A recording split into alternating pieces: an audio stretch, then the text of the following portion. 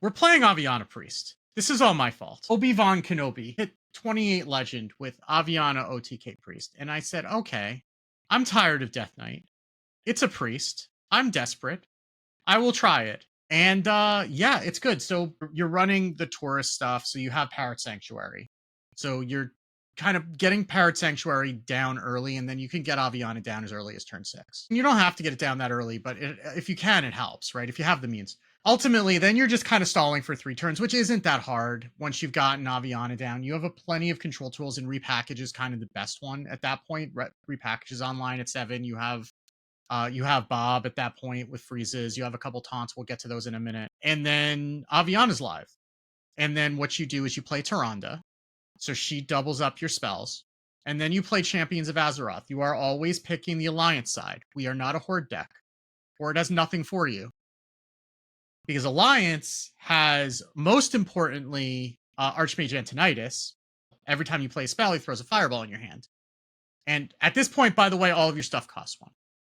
And sometimes that's not enough because you play against Death Knights who sometimes get up to 80. But if you've praised Yogg enough when you play the Champions of Azeroth, you'll also get a Velen or 2. There was a Death Knight who was at extremely high health, and they were feeling very proud of themselves because they were emoting a lot. And then I started throwing 48 damage fireballs at their face. But the real tech is kind of staying alive because Priest is, as I've lamented quite a bit on the show, does not have the greatest control tools for dealing with wide boards, but everyone has access to Sleepy Resident, and that's apparently the savior we needed. 3/5 that has Death Rattle, all minions go back to sleep. You stick a Doomsayer behind that, and unless they have direct damage for the Doomsayer, then it just goes off, and then you have a clear. I mean, you also have Bob with the Doomsayers.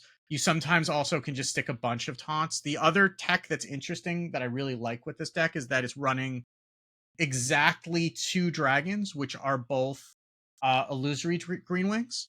So what that does is you're running Scale Replica, which either just draws those, which is what you want if you've played it early, or after one's died, it becomes 2 mana, draw 2, summon 2, 4/5 taunts, which I would put in a deck. Sometimes you do whiff on the Antonidas. The reason you're doubling up the Tyrande is just to give you more shots at it, but then you can just like dump a bunch of Tyrians on board. You can Bran a Marin and get a whole bunch of Zarog's crowns. Like, you have other things that you can do if that doesn't work out as a plan B. But it's much more satisfying to just burn their face off.